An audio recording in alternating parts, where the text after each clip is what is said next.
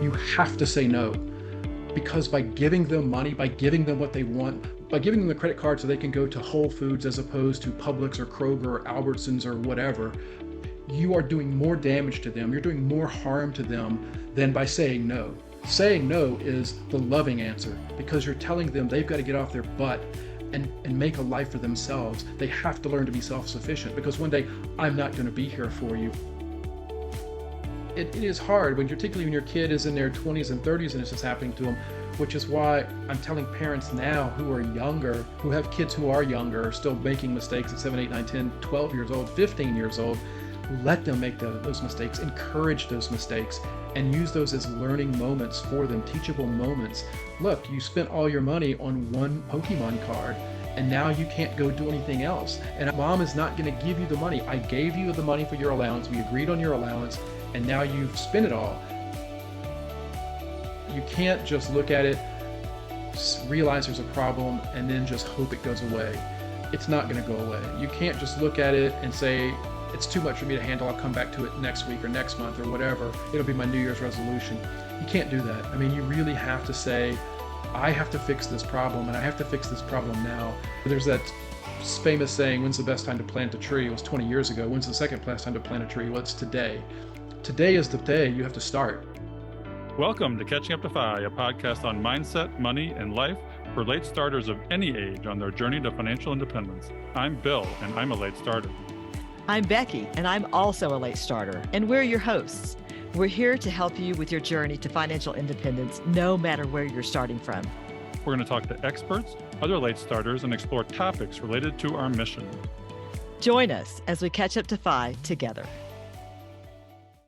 Hello, and welcome back to Catching Up to Fi. I'm Bill Yount with my co-host Jackie Cummings-Koski, who joins me again as guest host while Becky decides if she's ever coming back from Bali. How are you doing today, Jackie? I'm doing great. Hey, look at this, round 2. I'm feeling pretty special. Well, it's great to have you back. You were on our show back in the early episodes, and you're such a passionate person about financial literacy. It's great to have you here talking with us today to Jeff Opdyke. Jeff was born and raised in Southern Louisiana and grew up traveling the world and has never really stopped. He spent 17 years covering personal finance and investing for the Wall Street Journal.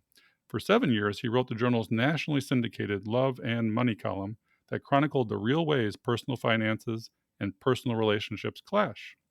As executive editor for The Sovereign Investor and Total Wealth Insider, Jeff traveled the world meeting politicians, economists, institutional investors, taxi drivers, waitresses, hotel bellhops, and supermarket checkout clerks to better understand local economies and local consumers in a quest to find investment opportunities outside of America.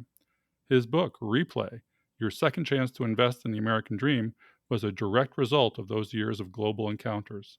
Among his 10 books, Jeff has also written Financially Ever After, The Couple's Guide to Managing Money, and Piggy Banking, Preparing Your Financial Life for Kids and Your Kids for Financial Life. He has also written several screenplays.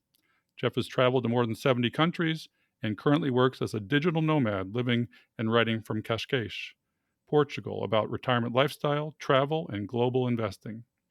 Jeff is the editor of the Global Intelligence Letter, International Living's Guide to a Richer, More Rewarding Life. I encountered Jeff when listening to episode 2 of Bite Your Tongue, the podcast with host Denise Gorant. Becky and I were fortunate to meet Denise at Podcast Movement in August. Jeff joined Denise on her show on April 30th, 2021 for a discussion on adult children and money. He gave advice when to just say no. He said point blank, boomers are the most financially ignorant people on the planet. Most importantly, he warned us that we are moving into a time that is going to be filled with a lot of hurt, honestly, and kids need to understand how to best manage their money. Okay, Jeff, Jackie, we're happy to welcome you, Jeff, to Catching Up to Fi. Hey, thanks for having me. I appreciate you letting me be here. Happy to be here too, Bill. Yeah, always a pleasure. Our first topic today is kids and money. Now, our co-host Jackie wrote a book, Letters to My Daughter, describing how kids should approach money in their early years. And in my case, I have a little parable of the thrifty and spendthrifty twins in a life of plenty. Without saying exactly who it is, let's just say these kids grew up with a lifestyle inflation, poor mentorship models. And at the end of the day, one was a spendthrift and one was thrifty. It's hard to understand why that happened and why was there that dichotomy. Jeff, do you have any ideas on why when people are mentored in that fashion, they end up in completely two ends of the thrifty spectrum? I would be willing to bet it's an older child versus a younger child. Which one was the spendthrift? Well, it's actually twins, so it makes it more Ah, interesting. uh, Yeah, the same I, modeling and totally different outcomes. wow, I do not have an answer for that. I have no guess at that one. Well, it's fascinating to me because we have to see that one recovers and one just proceeds along their path. Now, what is the scope of the problem with adult children of money today, especially with regards to late starters that may have modeled completely incorrectly for their kids? Well, the challenge I see is that there's so many children, and I'm talking about adult children who grew up with particularly Gen X parents, and I'm Gen X. And Gen X was a generation that was not really cared for by the boomers. We're the last of the feral children, and we overcompensated for that with our own kids. So we go out there and we have to fight for our financial lives because boomers weren't going to really take care of us. And so we're out there, we're working our butt off every day. We've got 2 or 3 jobs, particularly if you're in a family in America today, has to have 2 jobs, 2 careers to afford lifestyle that you want to call it, sort of the American middle class, the American dream. Because of that, we are so devoted to our pursuit of that American dream that the kids, while they're an important part of our lives, were kind of neglected simply out of necessity of driving to work every morning and the rush hour back home and having to do everything in a crush and in a rush, and you're taking kids to soccer practice and swim classes and dance classes and things like that. Kids kind of get overlooked in all that because there's just so much going on in our lives, and our way of compensating for that as parents was to basically give them what they want, give them anything they want. You were talking about lifestyle inflation. I have a really good example of that. I had 2 children. I have a son and a daughter, and because of my career, I was incredibly busy. As you mentioned, I was traveling the world. As you might imagine, I racked up a ton of airline miles. And so every once in a while, I would take the family and we'd go fly to Europe for a vacation or whatever. So my kids grew up basically flying in business class to London or Paris or Milan or wherever we went on vacation. And we got on a plane one day and we were flying from, I don't know, like Dallas to, I don't know where we were going, maybe Montreal or somewhere like that. Or I think it was Vancouver, actually, Vancouver, Canada. And we get on the plane, and my daughter just reflexively turns to the left when she gets on the plane to go towards first class, as opposed to taking the turn to the right to go to coach class. And I looked at her and I said, "Hey, Nicole, it's over this way." She goes, "No, I'm not sitting back there." She's so accustomed to that lifestyle that I had given her through free miles, basically, that she just couldn't accept anything that was actually under first class, business class kind of stuff. We have raised children as Xers to kind of expect that because we've just given them anything and everything they want. And as they've grown up, they don't know how to manage money themselves. That's why so many millennials and the Gen Zs and whatnot are still living at home with parents because they just haven't been able to figure out how to create a money life for themselves because their money life has basically been handed to them by their parents. Yeah, I've seen that actually with my kids, and you're spot on. Wow. They do get everything they want. They expect it, and it's a cold shower or a jump into the deep end when they launch or attempt to launch into the real world and they actually live that poor student life. It's been a cold shower for my kids, and it's not easy to watch because as a parent, you want to help. And this is the problem for boomers and Gen Xers. You don't want to see them, quote unquote, suffer. And one of them lives the bohemian lifestyle and loves it. He's doing fine. The other one remains to be seen where this is going to end up. But I think we are helping recover these kids by modeling our late start and all of the changes we're making. They're well aware that we ended up in a problem and they're watching the recovery. And I'm proud to say that I've got my kids contributing to their Roth IRAs early on. They're reading books like The Simple Path to Wealth, and they've been told early on that there is a better way. Meet your future self and take care of that person. Now, Jackie wrote a book, as we mentioned before, Letters to My Daughter. Jackie, how has it gone for you and your daughter? Tell us a bit about that. Yeah, I can resonate with everything that Jeff is saying. I always struggle with walking that fine line of giving my daughter a better life than I had versus not spoiling her and making her feel entitled. That is one of the most difficult things. But when I wrote the book, she was around 14. So she was a teenager. Now she's in her 20s. And I can say that she did learn more from what I did versus what I said. So her watching me do certain things had more of an impact on her than I ever imagined. So the whole having adult kids is difficult, and it's hard to start when they become an adult.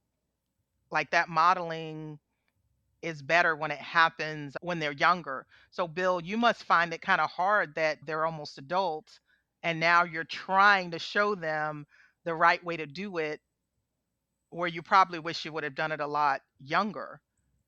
Well, for late starters, there's a lot of shoulda, coulda, woulda. And Right. do you have any tips, Jeff, on how to recover these children of the late boomers and Gen Xers that did exactly what you said they did?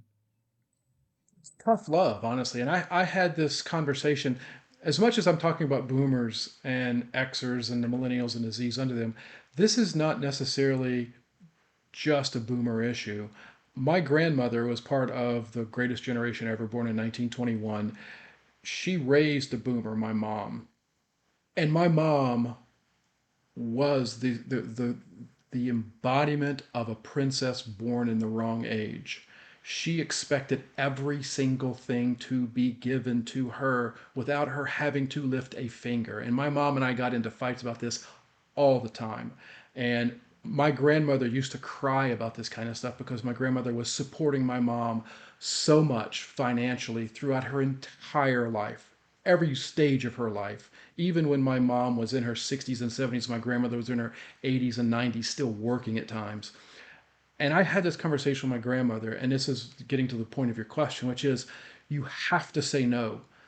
Because by giving them money, by giving them what they want, by giving them the credit card so they can go to Whole Foods as opposed to Publix or Kroger or Albertsons or whatever, you are doing more damage to them. You're doing more harm to them than by saying no. Saying no is the loving answer because you're telling them they've got to get off their butt and make a life for themselves. They have to learn to be self sufficient because one day I'm not going to be here for you. And then what are you going to do? And that's exactly what my mom faced. I mean, my mom had a huge come to Jesus awakening moment when my grandmother passed away, and there was nobody left to fund my mom's life. So the answer to your question is just say no. It's a Nancy Reagan quote. Just say no. Because if you don't say no, you are creating a monster that is going to not only destroy you, they're going to consume themselves. Hey, Jeff, and I wish somebody would have put the warning on the side of the can that when you say no, it is hard. When got to that mindset and knew that there's certain things that just wasn't aligned with my values or what I wanted to teach her, it was hard. But thinking about on the other end, it's like if I don't say no, what am I teaching her? But it was attitude for a while. Then you kinda get a little bit of backlash and just expect that. Like, they're not gonna take it laying down, but sometimes that's what you have to do with kids, but the no is hard. You feel crummy about it. I mean, I've said no to my kids and I Yeah, feel like a schmuck. I mean, I hate saying no to them. But by the same token, right. I want them to be self sufficient. I want them to know that my no is not coming from a place of dad's a jerk. It's coming from a place of Dad loves me and he wants me to learn to be self-sufficient. And there's another element to this, which is I I have to be able to take care of myself later in life. I don't want to be in a position where I've spent my entire life giving everything I have to my kids and I haven't been able to save for myself and prepare for retirement. So now when I get to retirement, I'm leaning on my kids. And kids are going to regret that, or not regret that, they're going to resent that. And they're going to be like, well, why do I have to pay for you because you didn't save? Well, I didn't save because I was paying for you. That becomes these really hard arguments and fights to have between parents and their kids and their adult kids. So by saying no, you're helping them, but you're also helping yourself and you're helping the future them so that you're not in a position where you are now reliant on your children in retirement because you haven't saved enough. Exactly. I mean, do you think this is part of that very large retirement crisis that we have in the United States? I think it's some of it, absolutely. I mean, the other part of it is clearly the U.S. economy. I mean, the U.S. economy, despite the Federal Reserve and its mandate of creating stability, has done a horrific job of creating stability in the last 20 some odd years. So we've gone through the dot-com crash, we've gone through the housing crisis, we've gone through the COVID issues. So we've had some pretty nasty moments over the last 20 years in America that have destroyed a great deal of wealth.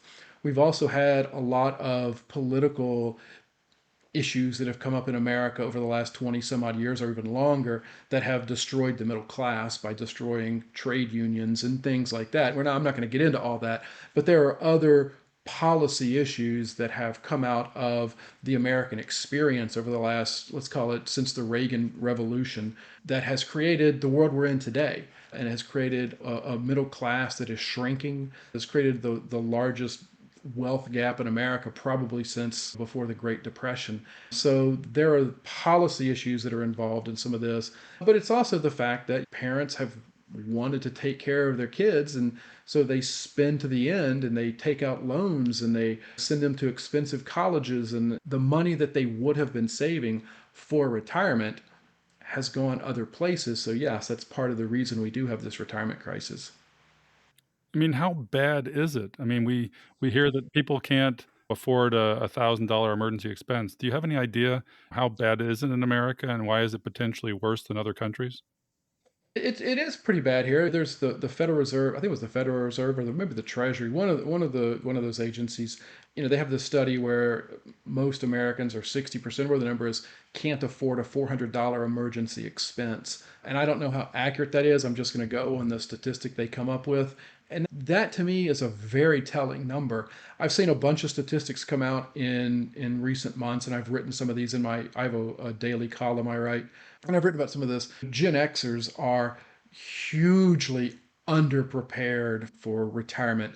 You know, there's like 30 or 40% of the Xers don't have $10,000 saved for retirement. There is a portion of the Xers that literally have nothing saved for retirement. Now, there are some Xers who have all the money in the world saved for retirement because they're coming out of legal practices, investment banking, things like that, CEOs and whatnot. But the vast majority of the Xers are hugely underprepared for retirement to the degree that if you buy into the quote 4% rule, which is you take 4% of your nest egg every year and you live on that, and let the rest continue to grow. If you apply that to what the Xers have, I mean, you're talking about a sum of monthly income from your nest egg that wouldn't even cover 2 weeks worth of groceries in a given month. So we have a huge problem that the Gen Xers are going to be running into. Boomers are largely retired at this point. We're next up as the Xers, and those we're going to start retiring in the next 9 or 10 years, and that is going to be a very challenging period for the American economy and for obviously for the families involved. We talk a lot about Gen Xers, and our late starters are predominantly Gen Xers in their 40s and 50s. Why do you think this happened, and why do we keep talking about Gen Xers? I like to think that potentially we're the lost generation or the silent majority because there was the defined benefit plans that went away towards a defined contribution plan, and nobody told me growing up about a 401k. Yes, I did invest in one, but I didn't know about the power of it, and I didn't know that I had to max it out and have a savings rate of 20%. over a course of a career to be financially free, even in my 50s, like a lot of my friends in the fire movement are. It's hard to be a late starter that has what is watching all of your people that are your friends that got it right retire, and you're still in the mucky middle getting to the end. Do you think that this defined contribution to defined benefit transition was a big player in this? Well, it was a huge player in that because you went from not having to do anything and your retirement was on autopilot to to retirement going off of autopilot, but nobody telling you how to fly the plane or that you even needed to fly the plane.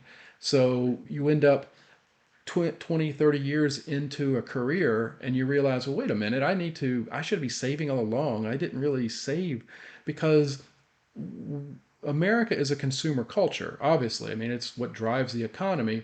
And if I'm in my 20s, back in the late 80s, early 90s, when I was getting into the workforce, I'm not really thinking about, oh, I need to save 10 or 20% of my money when I'm living in Southern California at the time, working for a newspaper out there, and my rent is X and my car insurance is Y, and I've got health coverage I got to pay for. Trying to squeeze those extra dollars out of a paycheck is challenging.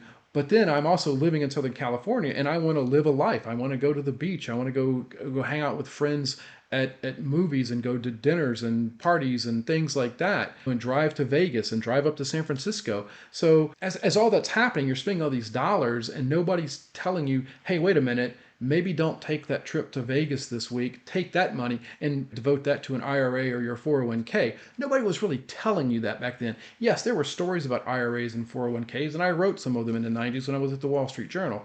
But it wasn't like there was this mad rush to invest that way because A, you're 20 and 30 years old, you're an Xer, you're feral, you're invincible. We're going to survive this, it doesn't matter. Well, now we're not 20 and 30 and invincible. Now we're in our 50s, we're still feral, but we're not invincible, we're definitely vincible. So people that just they didn't have that mindset in their 20s and 30s.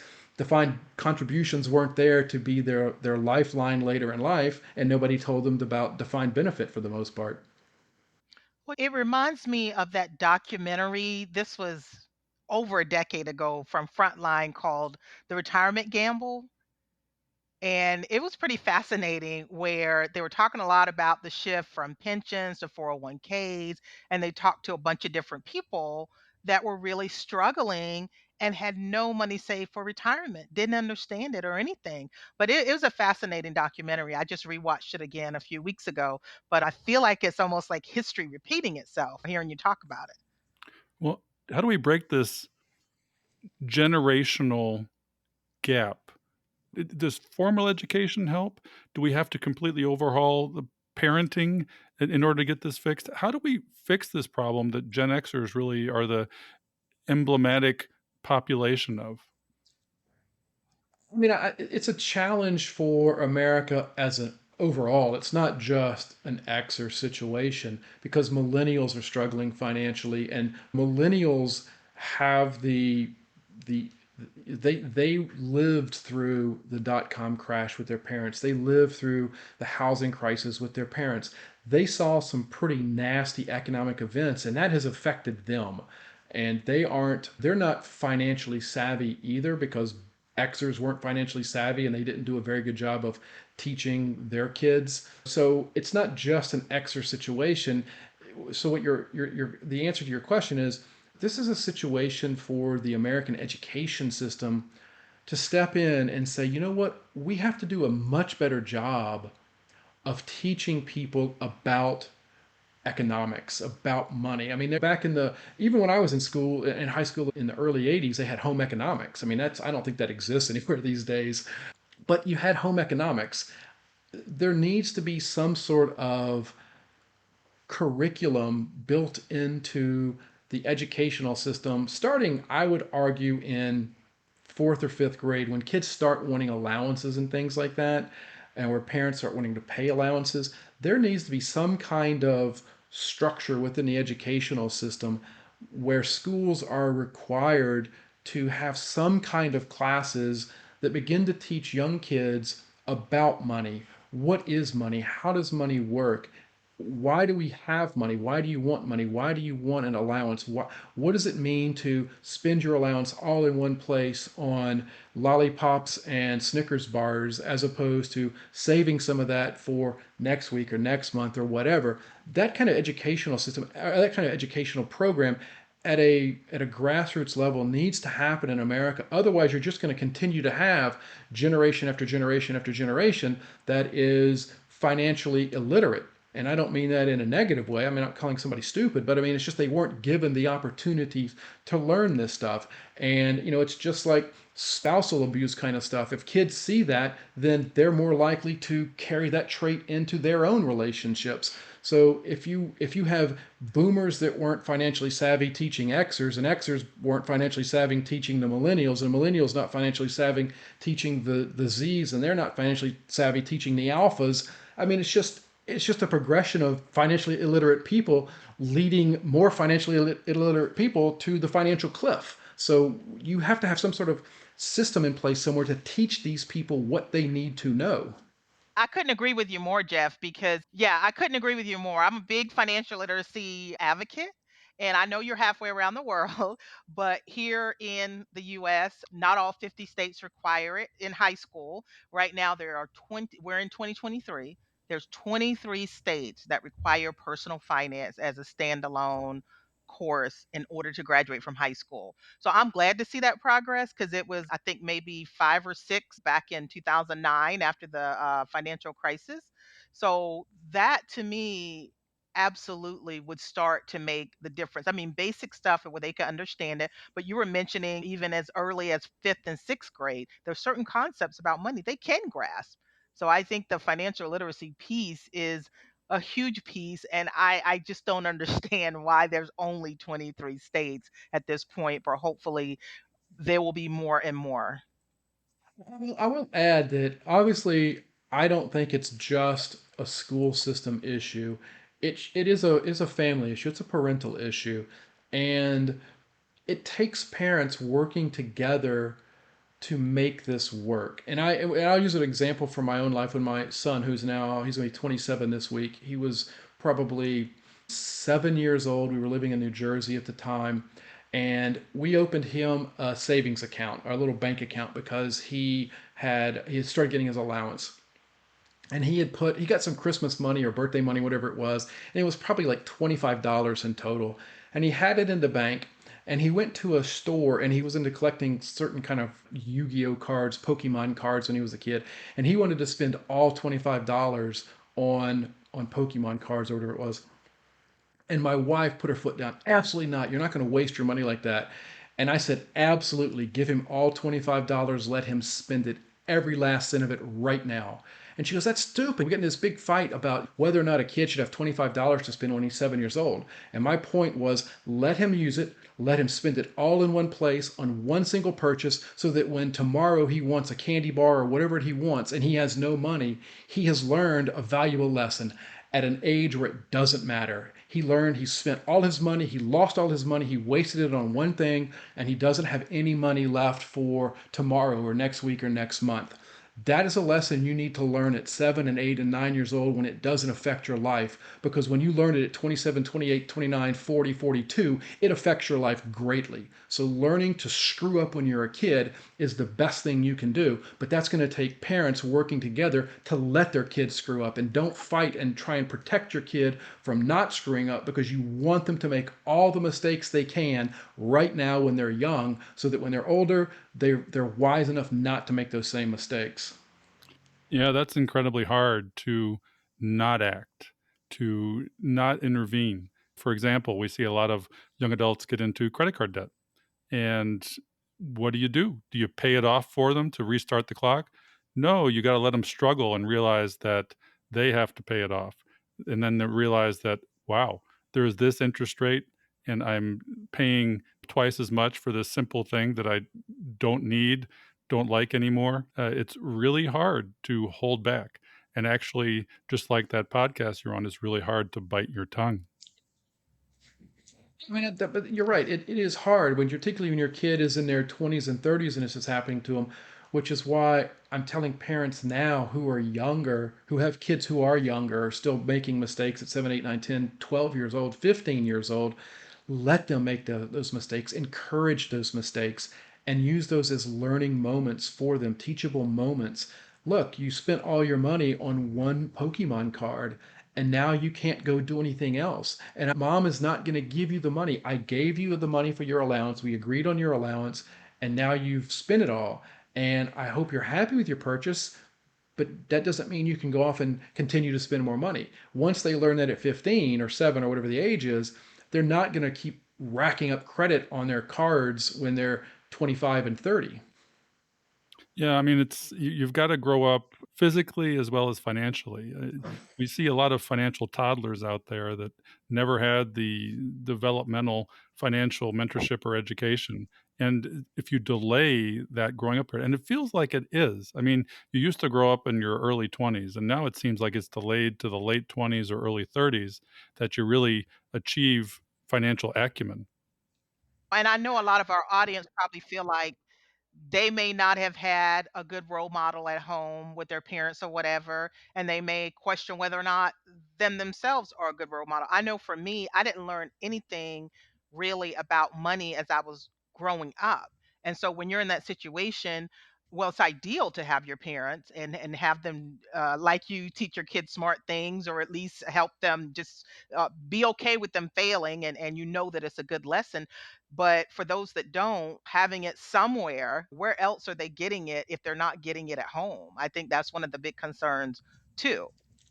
In that regard, Jeff, too, I think your story of growing up and your money story, because you admitted to us before the show that you're a late starter. What messages did you get as a young kid? And what was the development there for you so that our audience can understand where you're coming from? That in the end, you became a late starter just like us. Yeah, I guess I should be clear about that. I was an early starter, but because of divorce, I became the late starter. I grew up with grandparents. I was raised by my maternal grandparents for most of my childhood, and they were on a fixed income. My grandmother was a purchasing agent for a chemical company making not much money. My grandfather sold tires at a department store, and he retired without a pension. So he retired 6 months before he was eligible for his pension, simply because he wanted to spend the rest of his life fishing. So they didn't really have a whole lot of money.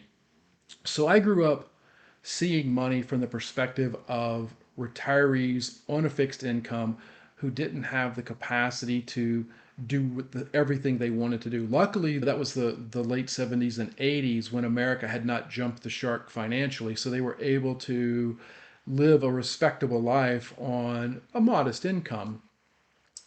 I learned from that and I saw that, but I also at the same time had a dad who was a grand poobah at one of the America's largest Fortune 500 consumer product companies, and he was a multimillionaire, and I didn't really benefit from that in any way other than the fact that he helped me pay for college. So I saw, you talk about dichotomies, man. I was living poverty, basically, not poverty, but I was living lower middle class while my dad was in the 1% range, and I was sort of stuck in this weird middle. Um, so I took away from that I am responsible for myself, because clearly my dad's not responsible for me, and I can't rely on my grandparents who really don't have the finances to shower me with anything. They gave me a great life, and I love my grandparents for what they did for me. But I learned from that I have to be responsible for myself. And when I got my first job at the Monroe News Star World newspaper in North Louisiana, my very first paycheck, I still remember, it was like $371. And I went to a credit union up there and I put $15 in a savings account. And every time I got paid, I put $15 in a savings account. And I continued to do that. Now, the problem becomes I went through a divorce, as I mentioned, several years ago, and I lost my job at the same time at 51 years old. And so I used that opportunity. I mean, I spent 3 months feeling sorry for myself and mopey, and I'm a 51-year-old white guy and I'm going to be nothing for the rest of my life. And I sort of kicked that phase away. And I said, to hell with it. I'm going to go live the life I want to live, and I'm going to do what I want to do. And I went back to UCLA to be a screenwriter, which, as you mentioned, I've sold a couple of screenplays.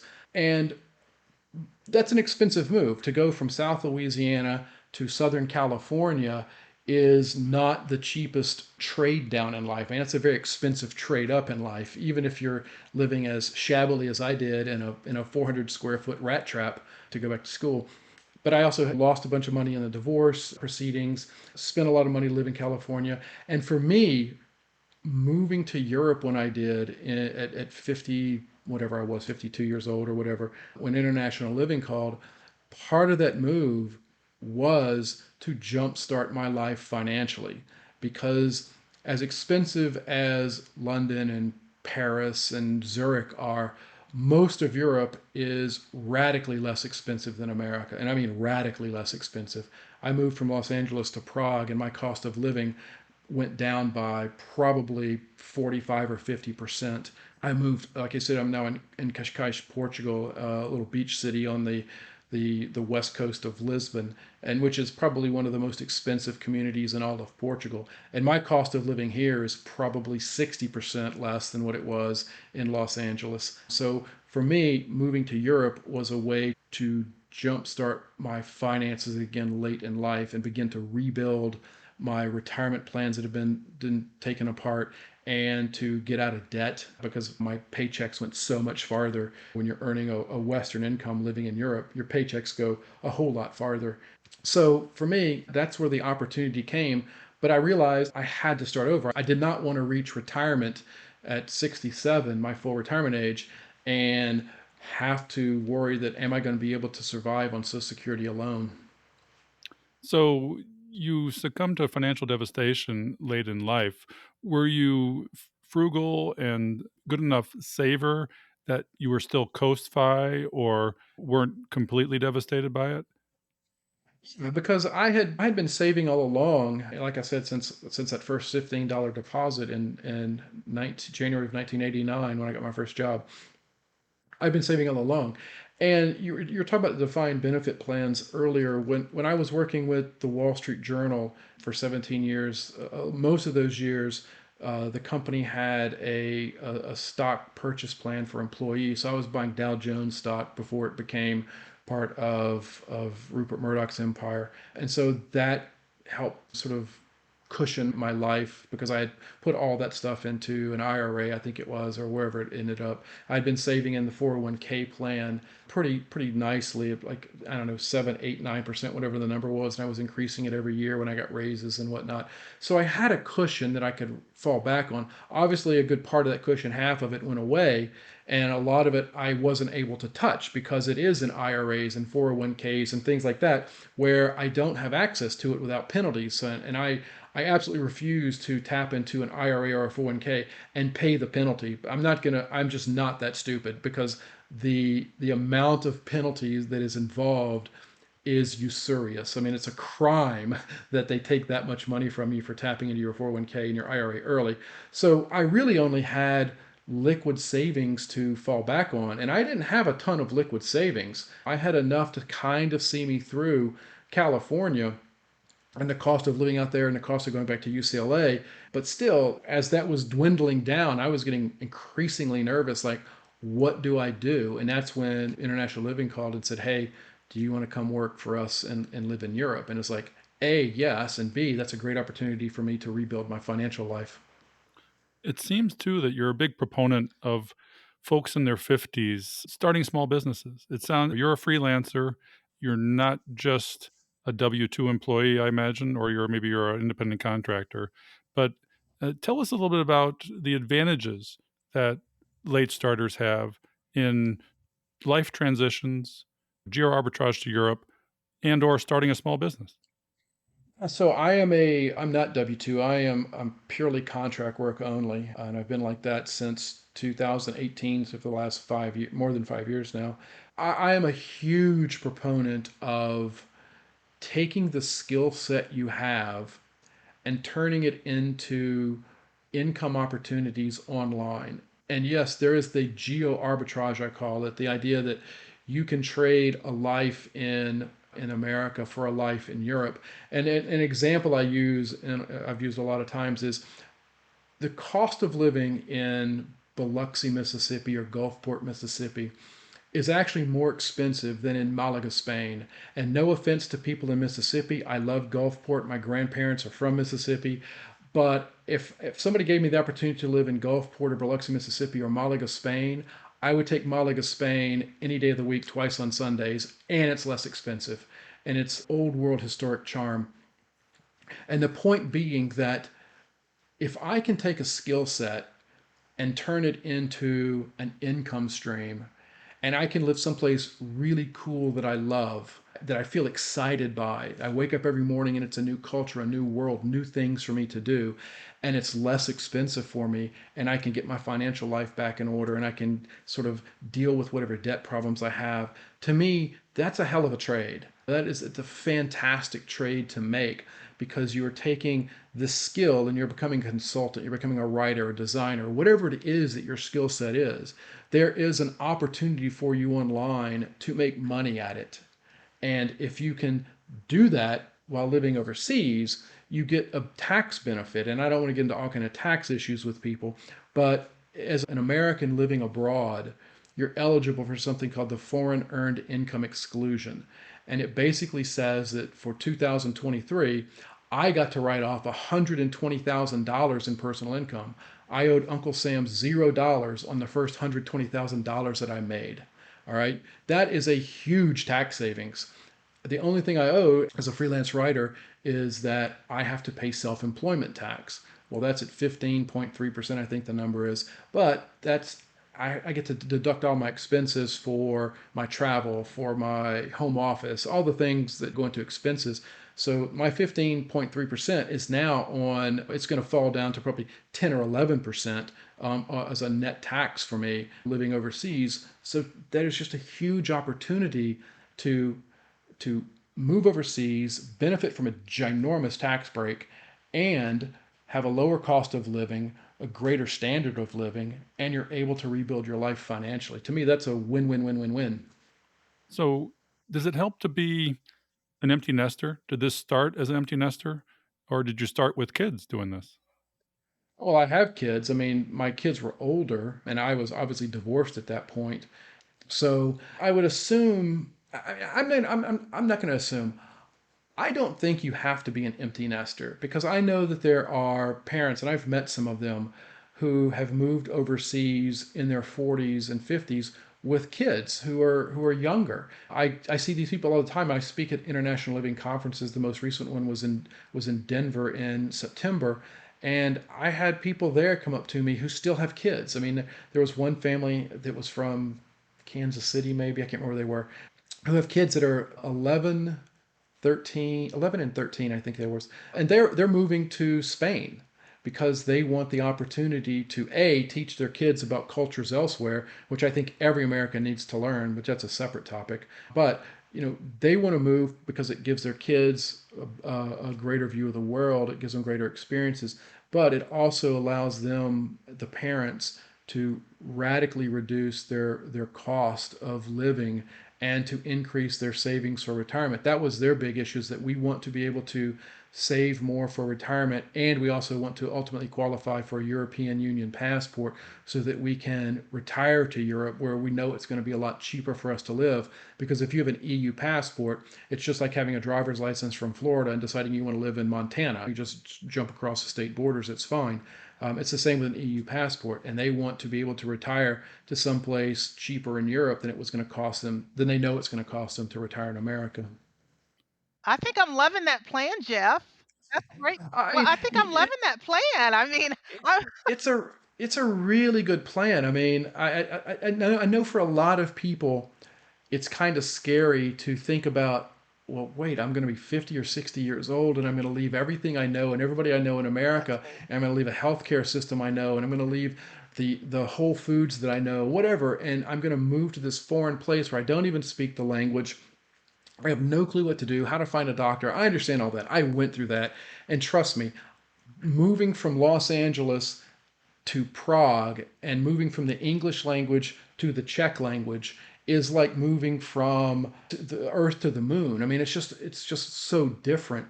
But A, it's exciting, and B, you get used to it, and C, everywhere you go in the world, people speak English except one class of people.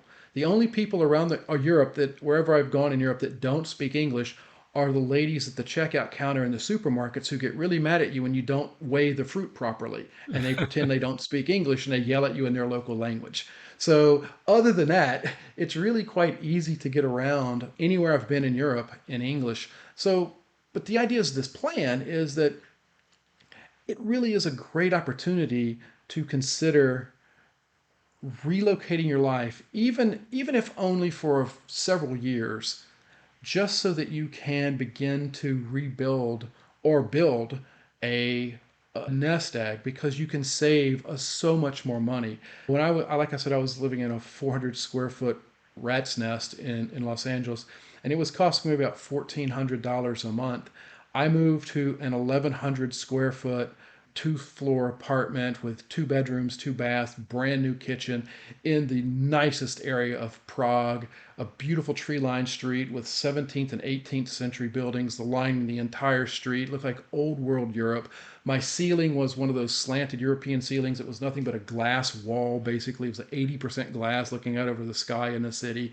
And it cost me $1,300 a month. So I upgraded my lifestyle and downgraded my cost. And that was just for the apartment. I had no need for a car, no need for gasoline, no need for car maintenance. Food is radically cheaper. Healthcare was like, for me, it was $129 a month versus $550 a month living in Los Angeles. So, like I said, the cost structure goes down really dramatically. The quality of life goes up really dramatically. And the money you save, it becomes just like a spigot of cash flowing into your savings account. Well, that sounds ideal. What are the Wow. downsides? The downside, well, you are, I mean, I'm just going to assume you're talking about Europe. I mean, the downside is you are 5, 6, 8 hours away from America if you want to fly home. Of course, if you move to Mexico where it's even cheaper, you're an hour flight from home. If you move to Costa Rica or Panama, you're a couple hours from Miami. Downside would be, again, trying to deal with people who don't speak English in certain situations, like the supermarket checkout ladies, which isn't, it's not like it changed my lifestyle in a way. It was kind of annoying, early on, because you kind of felt like a moron when she was pointing at, you weighed the bananas wrong and you have no clue what she's trying to tell you. So you feel like an idiot for a couple of weeks, but then you get used to it and you just disregard it and you learn the system. One of the other downsides was dealing with the healthcare system to a small degree. And again, this was only at the checkout lady level or the check-in lady level. You go to check in and they don't always speak English, so you struggle explaining which doctor you're there to see. That all the doctors and dentists and nurses, every single one of them speaks English absolutely perfectly. You go into a dental office, and it was like going into a dental office in Los Angeles. It was absolutely the same 2019, 2020 quality. It's the same thing here. I had to go to a hospital here because I hurt my shoulder, and the hospital is much smaller. It's probably a tenth the size of a US hospital, but it is super modern, ultra modern. They had to give me a CT scan. It was something that came out of some Mayo Clinic kind of thing. I mean, it was absolutely first world healthcare. So, and it was much cheaper. My CT scan cost $119. And that was out of pocket. That was me paying out of pocket for that kind of stuff. So No insurance. yeah, I didn't. I mean, I had insurance, but in this particular case, I have to pay out of pocket You to didn't. refile for the insurance. So it's $119 out of pocket, and then I file insurance after that. So I mean, I can't tell you that there are other downsides, because it's exciting living in someplace new, particularly someplace like when I was in Prague, because it's Central Europe. It's part of the old Soviet bloc, and it still has that kind of feel to it. But it's a super modern city. It's just a super modern city wrapped up in old world Europe packaging. So it's really beautiful. I'm in Portugal. It's an incredibly beautiful place. It's like somebody took parts of Southern California circa 1950s, parts of Napa Valley, parts of Sonoma, and they jammed it all together into Portugal. I was in northern Portugal this past weekend, and it literally is. I mean, I'm driving around, and it's on the border between Portugal and Spain, and there's a river that runs through it right along the ocean, and you feel like somebody has taken the best parts of the Smoky Mountains and the best parts of Puget Sound and jammed it together into northern Portugal. So I honestly I don't find a lot of downsides. There are things that will be annoying to you, but there are things in America that annoy the hell out of me all the time as an American. So I don't really find those trade-offs to be any different. So I don't see a downside other than the fact that you might struggle a little bit with English early on, and you might miss your family and your friends. But other than that, they're going to want to come see you anyway because you're living in a cool place.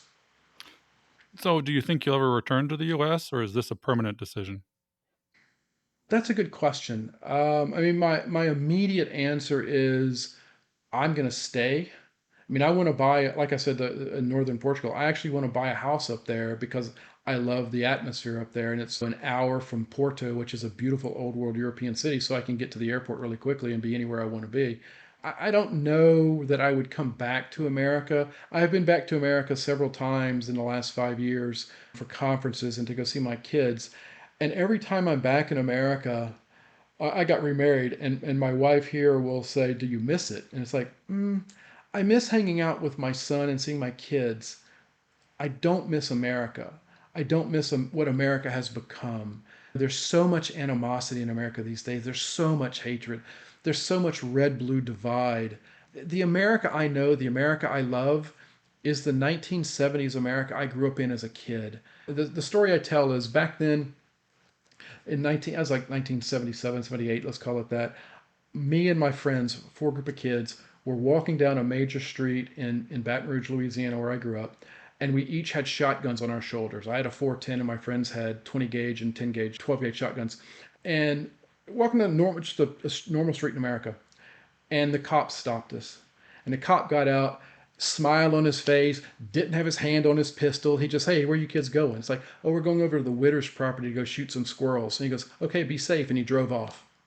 If that happened today, you would have SWAT teams converging on this. You would have national media talking about how parents are raising their children wrong. The America of today is not the America I grew up in, and I don't like the America of today, and I don't mean to offend any Americans. I just don't like where America has gone. It jumped the shark somewhere along the line. Maybe it was after the 2001 attacks. I don't know. We just jumped the shark and we're not the country we used to be. So because of that, I don't necessarily feel at home in America anymore. I miss my kids, but other than that, and I miss Raisin Canes and I miss Pop Tarts. But other than that, I mean, I really don't miss a lot of what America is today. Well, I can resonate a little bit with that. I lived in Europe myself for a couple of years. I lived in the Eastern Bloc as well, and it felt very different. Being an expat was very different. I wanted to go to med school there, but then all of a sudden, somehow I felt like I couldn't do it. I had a bit of imposter syndrome, and I returned to the US where I am today. And I want to go back and retire in Europe too. I think my wife would be on board with it. And where you are in Portugal seems very appealing. And it seems like it's all a trade up, and the only trade down is your kids in the end of the day. Really is. I mean, like I don't necessarily tell anybody they should go to northern Portugal where I want to go because it's probably an acquired taste because it very much is similar to Puget Sound kind of weather and things like that, which I know not everybody wants. But if you go to southern Portugal down in the Algarve, that place is literally Southern California 1958 to 1964. I don't mean that in a backwards way. I just mean that it is not overgrown, it is not overblown, it is not overpopulated, it is not just jam packed with traffic. It's just a beautiful stretch of Southern California style beach and lifestyle on the Atlantic Ocean, and it's just a fantastically wonderful place to be. I mean, there are parts where I turn the corner and it's like, I have seen this exact same view in San Juan Capistrano, California, or in San Clemente, California, or somewhere along the coast in Huntington Beach. That's what it feels like. The housing doesn't look the same. The housing looks very different, but the atmosphere, the ambiance feels like Southern California, which is why the Algarve has basically become Southern California in Europe, because there's so many Californians who are moving there because they can sell a house in Southern California for $1 million, and they can buy $1 million house in the Algarve for about $350,000. And so they've made a massive lifestyle improvement with exactly the same kind of atmosphere and ambiance around them, but at a substantially reduced cost. So what happens, say the day comes where you have grandkids? What happens then?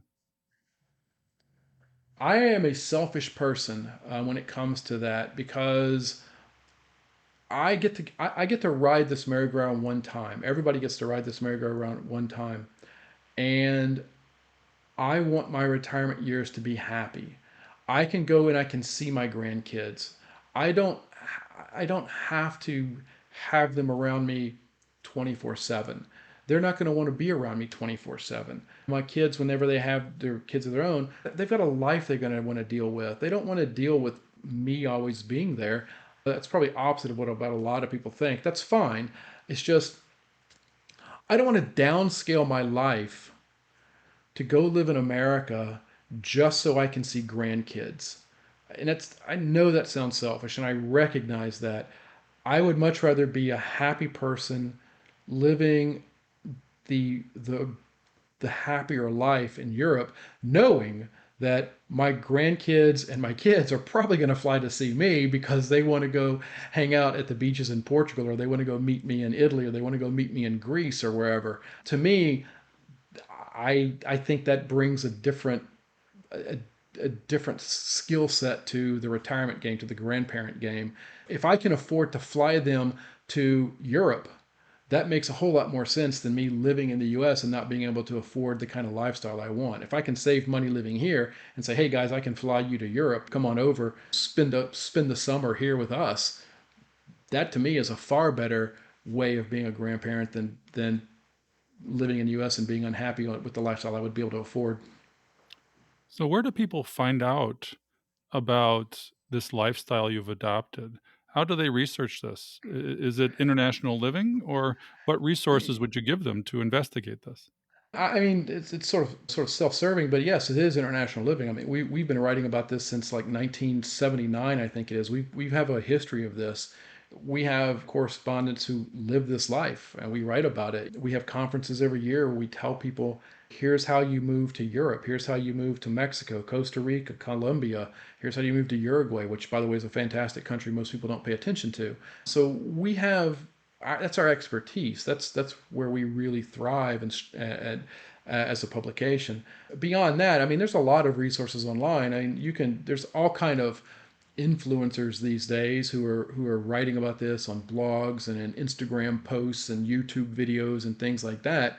I can't really point you to any of them because I don't pay attention to what they write. I mean, I'm so busy with my own writing in my own life, I don't really have time to worry about what others are saying about Portugal. I'd much rather be living it and writing about it myself. But yeah, I mean, I would tell you the best resource without being self-serving is clearly international living, because this is their world. So Jackie, you're going to Thailand soon. Are you going to come back? I don't know, after Jeff has is everything he's saying about overseas, I don't know if I will come back, or I might extend my trip just a little bit. But now I'm even more excited, Jeff. I'm sitting here with like bated breath, and I definitely want to do more overseas travel. And perhaps a lot of our community have been thinking about wanting to do that. Maybe they do have kids that are now adults and they're feeling like they can go away, or they're close to 5 where that's one of the things they want to do more of. So Where are you in Thailand? Bangkok, and probably my best friend, she is Thai and Lao. So she speaks the language, and we've been wanting to do this trip for a very long time. So we'll go to Lao, and after that, it's all up to her. Yeah, I actually wrote about Thailand. I think it was last year for International Living. I spent I don't know how long I was there. I was in Bangkok, Chiang Mai, and Koh Samui, the island of Koh Samui. And I was doing some research. I went to see a house in Koh Samui just for like rental properties for people who want to live in Thailand long term, retirees or whatever. I went to a house, and it is a 3-bedroom bungalow, that is sort of in a U shape. So you have this courtyard in the middle with a pool, and it looks like Balinese style architecture. So it's all open air, really beautifully maintained inside, beautiful appliances, everything. It's really, really high end property. It's got a nice little courtyard, the pool, the little plunge pool kind of thing, a small little yard, and at the back of the yard, there's like banana palms and everything, and there's a little gate, and you open the gate, and you were literally on the sand on the beach, is your backyard, and it was $995 a month. Well, That's it's what I'm talking Oh about. my gosh. That's what I talk about when I say you can upgrade your lifestyle and downscale your costs so dramatically when you think about these opportunities to live overseas, work overseas, whatever. And Koh Samui is such an international destination. Every single place I went, there was English speaking going on. There's a giant Aussie hamburger bar with all kind of sports kind of stuff going on every day of the week, and it's always jam packed with expats in there. So you don't, when you're living overseas, you don't miss being in America because there's just so much opportunity to speak English and talk to English people or Aussies or New Zealanders or Brits or whoever it is, Canadians. They're everywhere. So to me, there just really is no downside other than if you really want to be home, you got a long flight. So today we've talked about trying to re-educate our kids on financial life. We've talked about the retirement crisis, and we've talked about your solution for the retirement crisis, international living. Uh, these things seem to string together, and we'll have in the show notes a lot of the links we've talked about today in order for people to investigate this. Now, let's remember, however, that we're talking to a late starter community. And Jeff, you said you were a redo late starter. Do you have any specific tips based on your financial journey, research, education as a financial journalist that your top three that you would say to give them hope and to give them actionable things that they can do to pursue your lifestyle or their best life? It takes a bit of a mental reset to acknowledge that I don't have the resources I want to have for retirement, and to actually do something about that. You can't just look at it, realize there's a problem, and then just hope it goes away. It's not going to go away. You can't just look at it and say, it's too much for me to handle. I'll come back to it next week or next month or whatever. It'll be my New Year's resolution. You can't do that. I mean, you really have to say, I have to fix this problem, and I have to fix this problem now. There's that famous saying, when's the best time to plant a tree? It was 20 years ago. When's the second best time to plant a tree? Well, it's today. Today is the day you have to start. I mean, you don't put this off for another day. You don't put it off for another week. You begin thinking about, if you are in a financial situation where you realize that your nest egg is not big enough, you have to look at your life and decide, what can I cut out? Are there things that I'm willing to part with so that I can build a safer, more secure retirement for myself? Am I willing to consider something like moving overseas and the benefits that accrue in terms of taxes and whatnot? Does that make sense for me? Can I retire overseas? Because there are a lot of places. The average Social Security check is about $1,800 a month or something like that. But that's based on everybody. People who even retired back in the 90s and before. If you were to take the people who are retiring just today at full retirement age at 67 or whatever their age is, you're closer to about $2,000 a month. And if you look at a couple, the average is about $2,500 a month or slightly more in retirement in Social Security checks. There are places in the world where $2,500 a month will cover your entire nut for the month. And these are not like living in some squalid shanty town in the middle of some godforsaken country that nobody's ever heard of. I mean, there are places in Ecuador, and Ecuador is a beautiful country, and it is highly rated among retirees who absolutely love living in Ecuador. In Ecuador, a $2,000 retirement every month is, you're living well there on $2,000 a month. So there are places in the world that if you truly are approaching retirement and you don't have the nest egg and you don't have the time to build a nest egg and you have no way to sell off a bunch of assets to create a nest egg, all you're going to have is Social Security for the most part. There are places in the world where you can live a really nice retirement on Social Security alone. Well, we live in a world economy. I invest in the Total World Stock Index Fund. Maybe we need to broaden our imaginations as Americans that there is a robust life for us outside of America. In spite of all the opportunities we have here, there are significant opportunities elsewhere, and you won't be alone. There's a lot of people that are doing the same thing, much like yourself. What you're talking about, it is actually increasingly popular. And I mentioned I speak at these international living conferences. International Living for the first time is holding a conference in April in Europe. They're holding it in Portugal. And when they announced it, it had room for 200 people. The 200 people sold out in 2 days, and they had to go back to the hotel and ask them to increase it to 300 people. And the hotel found a way to increase the space in the ballroom to fit at least 300, or to fit at most 300 people. And they posted it. We have another 100 slots available. It sold out instantly.